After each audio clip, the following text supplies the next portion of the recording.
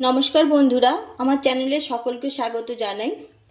আজকে আপনাদের সাথে শেয়ার করছি পাকা আমের লজেন্স। পাকা আমের লজেন্স বানানোর জন্য আমি বেশ একটা বড় সাইজের পাকা আম নিয়ে নিয়েছি, মিষ্টি পাকা আম। তো এটা দিয়ে আজকে লজেন্স বানিয়ে দেখাবো। আমি একটা ছুরি নিয়েছি, দিয়ে আগে আমের মুখটা কেটে নেব।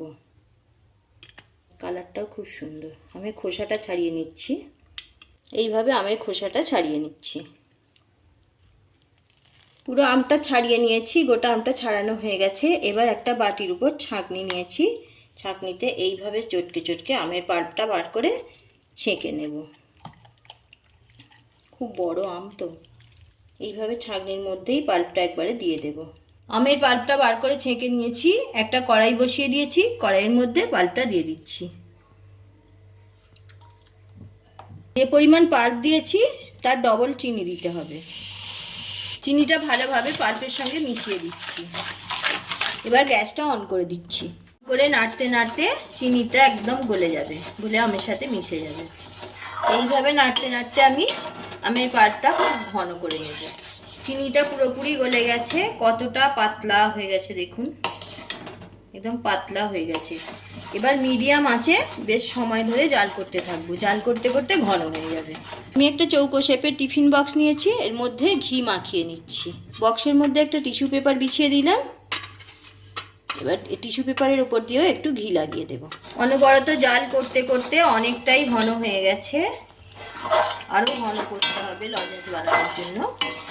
যদি ভালো লেগে থাকে লাইক শেয়ার করবেন। আমার চ্যানেলটা সাবস্ক্রাইব করে পাশে থাকার অনুরোধ রইল। পাশে থাকা বেল আইকন প্রেস করুন, যাতে যে কোনো ভিডিও আপলোড হলে আপনার কাছে পৌঁছে যায়। কিভাবে বানাচ্ছি লজেন্সটা পুরো ভিডিওটা দেখতে থাকুন। দেখুন অনেকটা গাঢ় হয়ে গেছে। পাক করতে করতে আমি রেডি হয়েছে কিনা দেখার জন্য একটা প্লেটের মধ্যে একটু নিচ্ছি, তুলে দেখছি। এখনও একটু পাকটা করতে হবে। যখন দেখবেন জড়ো হয়ে যাচ্ছে তার মানে বুঝতে হবে যে জেলি লজেন্সটা একদম রেডি হয়ে গেছে। যেহেতু হাতে লেগে যাচ্ছে তার মানে আরও একটু ঘন করতে হবে, আরও কিছুক্ষণ জাল করতে হবে। আরও কিছুক্ষণ জাল করে আমি গ্যাসটা অফ করে দিচ্ছি।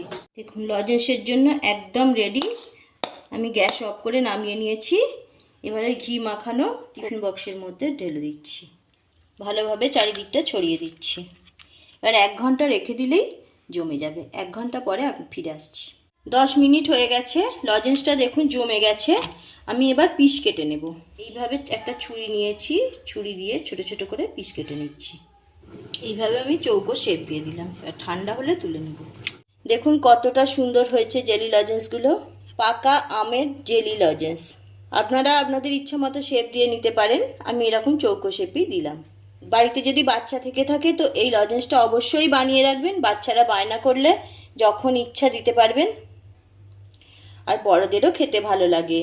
খেতে খুবই টেস্টি হয়েছে। কেমন হয়েছে কমেন্ট করে জানাবেন। ভালো থাকুন, সুস্থ থাকুন। আবারও দেখা হচ্ছে অন্য কোনো এপিসোডে।